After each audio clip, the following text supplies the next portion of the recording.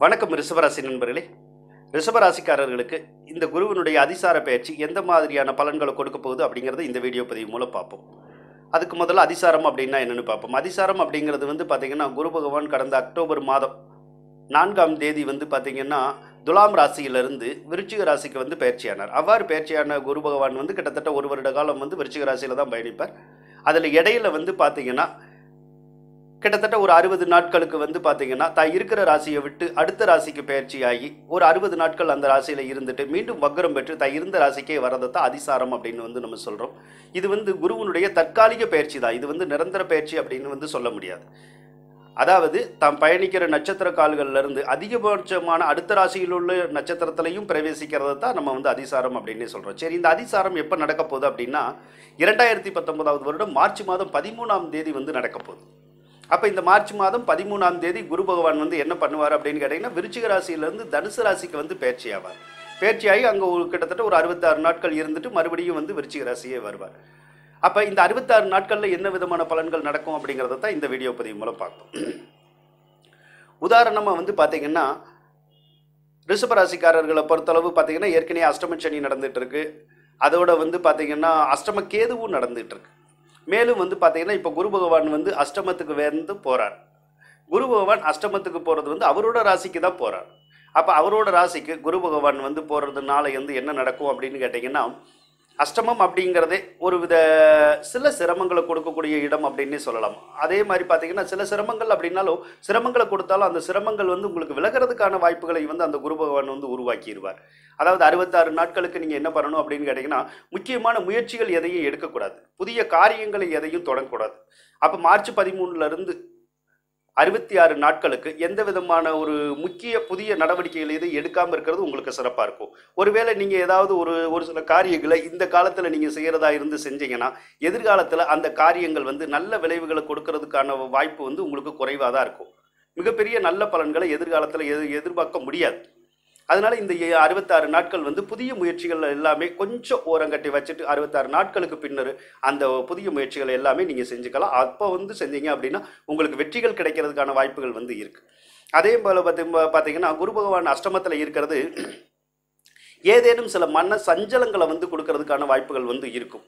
அல்லது தங்களுக்கு விரும்பத்தகாத நிகழ்ச்சிகள் ஏதாவது நடந்து சில மனக்குழப்பங்கள் ஏற்படுறதுக்கெல்லாம் வாய்ப்புகள் இருக்குது. ஆனால் அந்த மனக்குழப்பங்கள் ஏற்பட்டாலும் சில சிரமங்கள் ஏற்பட்டாலும் அவைகளை நிவர்த்தி செய்கிறதுக்கான வாய்ப்புகளும் இருக்குது. ஏன்னா குரு பகவான் உங்கள் ராசிக்கு 11வது அதிபதியாகவும் வரார். அப்போ என்ன பண்ணாருன்னா அவர் சில தொந்தரவுகளை கொடுத்தாலும் அவரே அதை நிறைவேற்றி தரணும், அந்த தொந்தரவுகளெல்லாம் விலக்கி தரணும் அப்படிங்கிறது விதி. அதனால ஏதேனும் சில தொந்தரவுகளை கொடுத்தா கூட மன அமைதி இல்லாமல் இருக்கிற ஒரு சூழ்நிலையை கொடுத்தா கூட அவைகளை எல்லாத்தையுமே மாற்றி உங்களுக்கு கொடுக்கறதுக்கான வாய்ப்புகளும் உங்களுக்கு அதிகமாகவே இருக்கும். எனவே இந்த அதிசார குரு பயிற்சியின் மூலம் ரிஷபராசிக்காரர்கள் கொஞ்சம் கவனமாக தான் இருக்கணும். கவனமானா மிகப்பெரிய கெடுபலன்கள் நடக்க போகிறது இல்லை, அதே மாதிரி மிகப்பெரிய ரொம்ப அதிகபட்ச நல்ல பலன்களும் நடக்க போகிறது இல்லை. ஒரு மாதிரி மிதமான பலன்கள் நடக்கிறதுக்கான வாய்ப்புகள் அதிகமாக இருக்குது. சரி, அதே மாதிரி பார்த்தீங்க அப்படின்னா இந்த ரிஷபராசிக்காரர்களுக்கு குரு பகவான் என்ன பண்ணுவார் அப்படின்னு கேட்டிங்கன்னா தங்கள் ராசிக்கு 12வது இடத்தை பார்ப்பார். அப்போ என்ன பண்ணுவார்னா சுப விரயங்களை கொடுக்கறதுக்கான வாய்ப்புகள் இருக்குது. சுப விரயம் அப்படின்னா கோயில் குளங்கள் சென்று வருவதற்கான வாய்ப்பு, விருந்து விசேஷங்களில் கலந்து கொள்றதுக்கான வாய்ப்பு, இதெல்லாம் கொடுக்கறதுக்கான வாய்ப்புகள் இருக்குது. நீண்ட தூரம் செல்றதுக்கான வாய்ப்புகள்லாம் இருக்கும். அதே போல் பார்த்தீங்கன்னா குரு பகவான் தங்கள் ராசிக்கு 2வது ராசியும் பார்க்கிறார். குரு பகவான் 2வது ராசியை பார்க்கும்போது உங்களுக்கு தனம், குடும்பம், வாக்கு இதெல்லாம் நல்லா இருக்கிறதுக்கான வாய்ப்புகள் இருக்குது.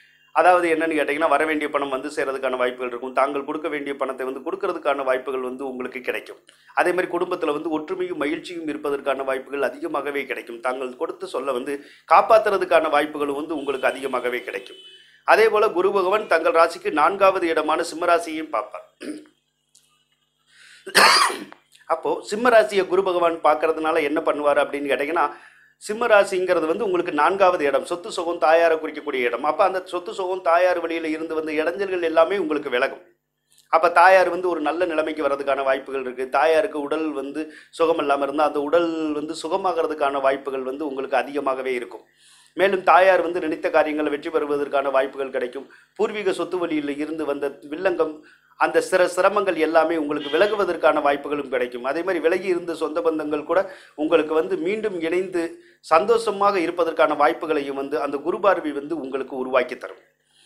இதில் ரிஷபராசிக்காரர்களுக்கு திசாபுத்திகள் சிறப்பாக இருந்தால் ரொம்பவே நல்லா இருக்கும் அப்படின்னு சொல்லலாம். ஏன்னா நாங்கள் சொல்கிற அந்த கோச்சார பயிற்சி அப்படிங்கிறது வந்து இப்போ கிரக பயிற்சி அப்படிங்கிறது கிட்டத்தட்ட ஒரு 40-45% தான் பலிதமாகும். மீதி வந்து பார்த்திங்கன்னா திசாபுத்தி அப்படின்னு ஒரு அமைப்பு இருக்குது. அந்த அமைப்பில் தான் மீதி பலன்கள் வந்து நடக்கும். அப்போ என்ன பண்ணணும் அப்படின்னு கேட்டிங்கன்னா, திசாபுத்திகள் வந்து மிகவும் சிறப்பாக இருக்கிற அந்த ரிஷபராசிக்காரர்களுக்கு வந்து நாங்கள் சொல்கிற ஒரு சில கெடுபலன்கள் வந்து நடக்காமல் போகிறதுக்கான வாய்ப்புகள் தான் இருக்கும்.